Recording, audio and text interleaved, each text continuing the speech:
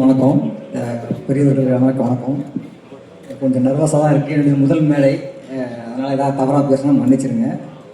இது வந்து சிறை. இதில் நான் நடிகர்களை பற்றி நிறைய பேசணும்னு நினச்சேன். நிறைய நம்பர்ஸ் இருக்குது, சொன்னாக்க நான் மறந்துடுவேன். கேரக்டர்ஸ் நேம் தான் ஞாபகமாக இருக்குது, பேப்பரை வச்சுட்டேன்.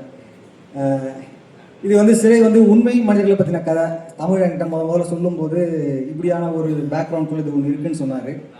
சரி, அதை நம்ம ஒர்க் பண்ணுவோம் அப்படின்போது அது அப்படி பிரிஞ்சிருச்சு. சார் அப்பப்போ ஒன்று சொல்லுவார், ஒரு கதை வந்து அதுவே தானே இது பண்ணிக்கணுவார்.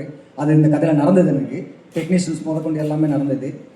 அப்புறம் ப்ரொடியூசர் லலித் சார் தமிழ் சொல்லும்போது அவர் வந்து வெற்றி சாரோட அஸ்டன்ட்னா எனக்கு ஓகே தான், நீங்கள் யாரை கை காட்டிங்களோ ஓகேன்னாரு. அவர் அதே மாதிரி என்னை நம்பினார். நாங்கள் அதை பண்ணியிருக்கோம். ஃபிலோ, எடிட்டர் ஃபிலோ, அவர் வந்து ஒரு நல்ல ஃப்ரெண்ட்லியான டெக்னீஷியன்ஸ். நீங்கள் என்ன வேணாலும் அவர்கிட்ட சஜஷன் பண்ணலாம், என்ன வேணாலும் கேட்கலாம், சண்டை போடலாம், அந்த மாதிரியான ஒரு ஆள்.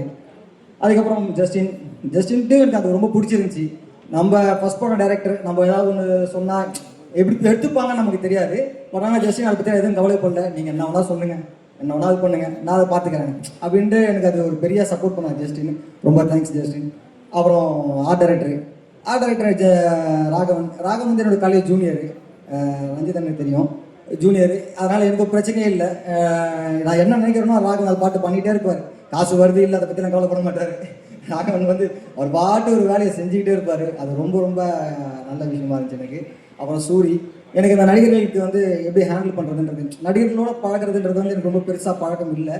அதை நான் சூரிக்கிட்ட கொடுத்துட்டேன்.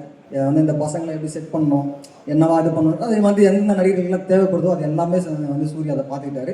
அவங்கள என்னை செட்டு கொண்டு வந்து கொடுத்தாரு. நான் செட்டில் அவங்க வேலை வாங்கிட்டேன். அதுக்கு நன்றி, சூரிக்கு ரொம்ப நன்றி.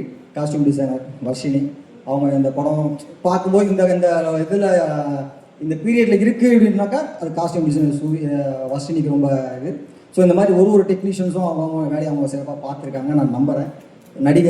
நடிகர்கள் வந்து ஒருத்தராக நான் சொல்ல முடியல. ஸோ அதனால் தப்பாக எடுத்துக்காதீங்க. இந்த படத்தில் நடிச்சிருக்க எல்லா நடிகர்களுமே எனக்கு ரொம்ப நெருக்கமான நடிகர்கள்.